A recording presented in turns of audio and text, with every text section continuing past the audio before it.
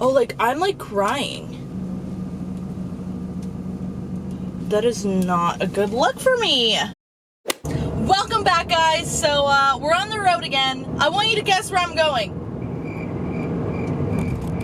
I'm gonna go get an acai bowl. Yes, sorry if my face looks messed up. If there's like, you know, like patches, those were because of my tears. Okay, so let's talk. I recorded a video of me like getting like, you know, coffee and like just chit-chatting to you about my week. I went to edit it and I looked like Shrek, so I couldn't post that because it just looked scary.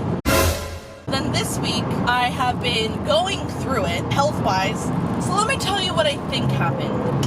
I think I have talc poisoning. Yeah, let me give you my symptoms and then we can discuss how this happened.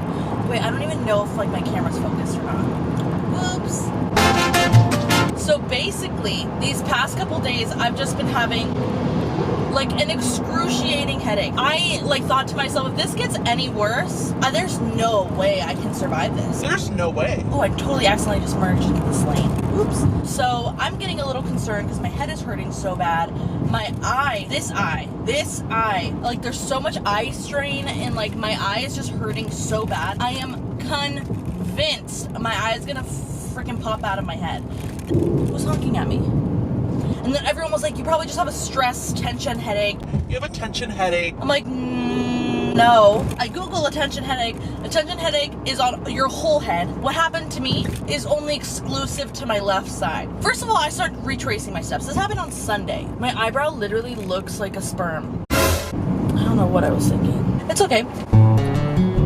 And I realized that every time I took a deep breath in from my nose, from the left side, a pain would just shoot up the whole left side of my head. I started thinking, I'm like, well, what could I have done to my nose? Like, why am I like this? Why am I in so much pain? Like, why is my nose like not doing well? And what happened was I was doing my makeup in a hurry Sunday morning for work. Like work, I don't do the full beat. I don't do the full glam, obviously, but like in a hurry, like I just dust my face with powder, just dusting my face. And this has never been an issue ever in my life. But I bought a new powder from Walmart that everybody was like raving about. Cody Airspun. Okay, sure.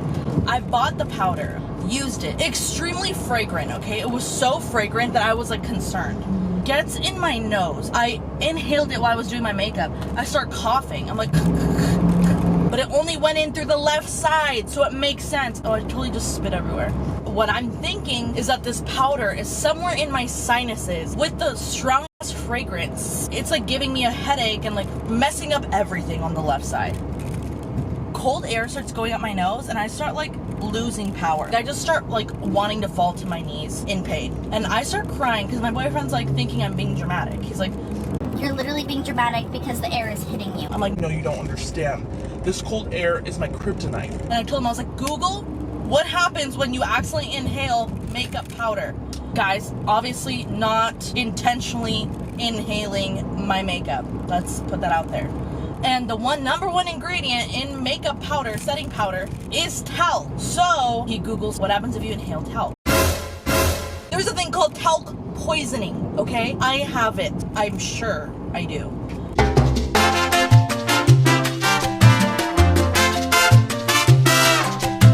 Is wrong with me, right? One of the the bigger symptoms was heart failure.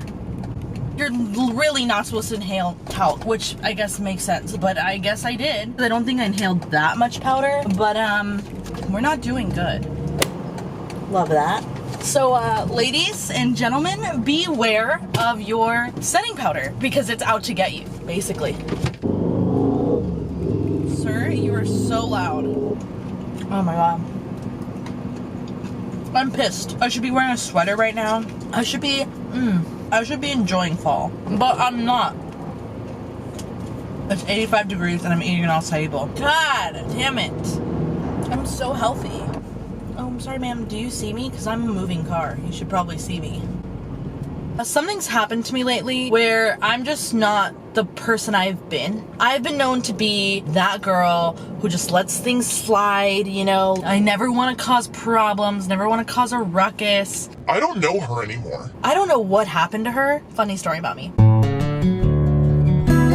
I used to talk about this with my therapist, okay? Because she was like, this is unacceptable. Like, you know when therapists give you homework? I don't know if you do, but If you know, you know. Like if Starbucks, like let's say I ordered a drink and then it never came out, or like let's say like my drink was wrong, I would literally get back in line and reorder a whole new drink. A whole new drink. The anxiety would give me to like think about going up to them and being like, listen, like, so sorry, but like, this is not what I ordered, or like, where's my drink? I can't even put myself in that position where I couldn't. So my therapist was like, okay, that's absurd. You need to work on that. I just wasn't like the type to speak up for myself ever in my life. That day is over. I don't know what happened, but like, I don't care anymore. I don't care about the way, I just don't care. I don't have enough time. Okay, this is the thing. I'm so emotionally drained, just in general, that I just don't have any energy to do anything. It just is a lot of work to just live here. Like live. Okay, that's scary. I don't need help. I'm good. Don't be alarmed. That's not a cry for help. But it's true. It's a lot of energy to live. So when somebody makes living harder for me, why should I be quiet? Like, no, I don't have the energy for you to keep repeatedly acting this way. I didn't know the extent to how much I changed until the other day. I was tested. I was parking in a parking spot. Okay, there's clearly a meter in front of me. I can't even tell the story.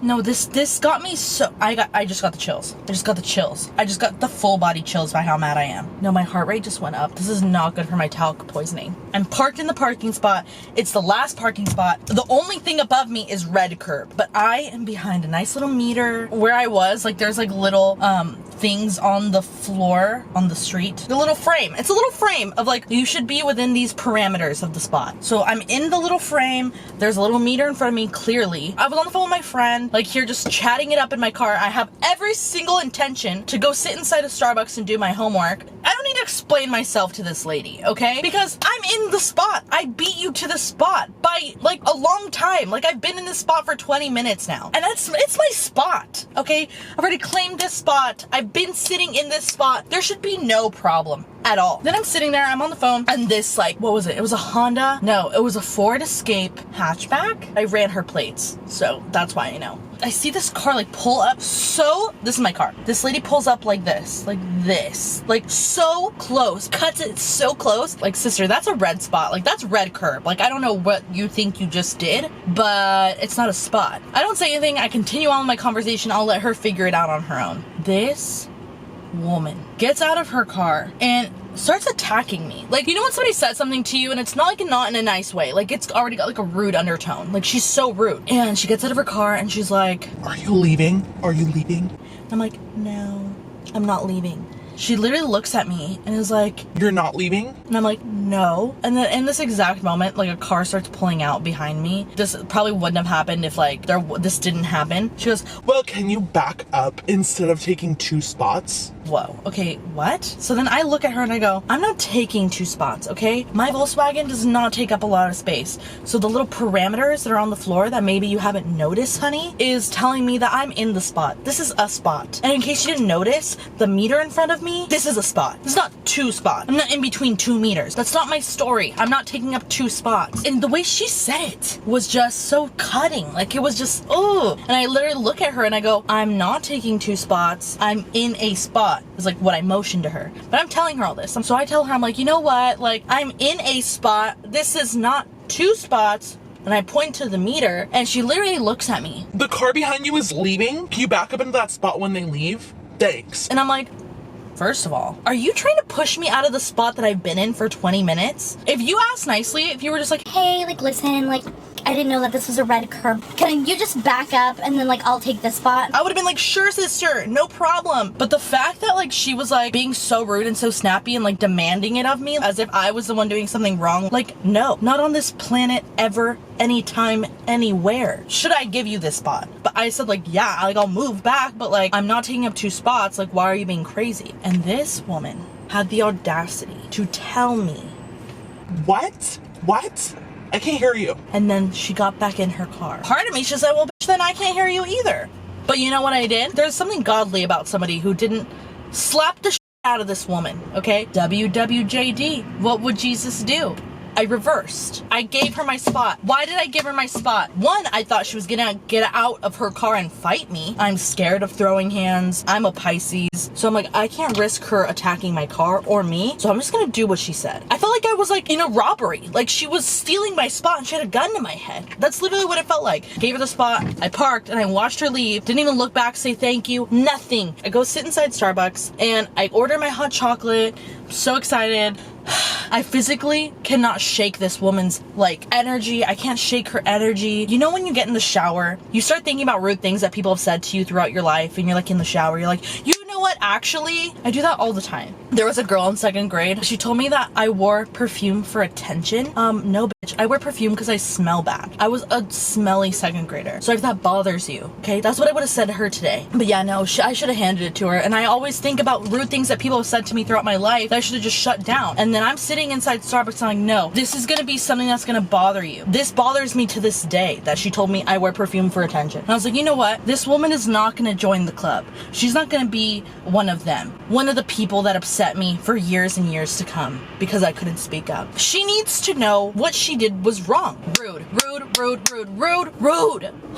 God, she really just got me so good. I wrote her a note that basically said, you're so rude. Don't know if you're having a rough day. I wrote a literal note back in front. I'll insert the picture here. I forgot to take a picture of the back of the note. I go out to her car and I put the note on her car. So pissed. Then I realized quickly, I'm parked behind her. She knows what my car looks like. She seems like the type to like come back to the car, see the note, be really mad and wait for me by my car. So I flee the scene, I go home and I tell my mom. I was like, listen, I'm infuriated right now. I need to know if this woman knows how I feel. So I need to watch her read this note. I cannot live my life not knowing if she read my note or not. And my mom was like, okay, it's gonna start raining soon, so we need to go take something to cover it up. So we take a Ziploc bag. We take my mom's car, obviously, incognito. I changed my shirt. I can't risk being found out. So my mom runs over there, puts the note in the Ziploc, puts it right on the windshield wiper. We sit inside Panera and we watch through the window. We wait for this bitch to come out. They try to get in the car. They don't see it right away. They try to turn on the windshield wiper and it gets stuck. The boyfriend gets out of the car, grabs it out. They turn the light on in the car and they sit in the car for like 5 minutes reading the note and then they zoom off. I don't know what her thoughts were about the note, but she knows how I feel and that's all that matters. So yeah, so that's my story time. Don't be rude to people because it shakes them. It shakes them. I'm dealing with this today, now. She needs to know how I feel today, right now. And she did, and I won. I didn't win because she was still rude to me. I won because I stood up for myself. And this is something I've never done before. Should I go to Ulta? No, Bella. So I went to Ulta. I have no self-control whatsoever. I don't know why I am this way. Alright guys, well, thank you for joining me. I'll see you guys next time. I hope you had fun, and I hope that you'll come back. So,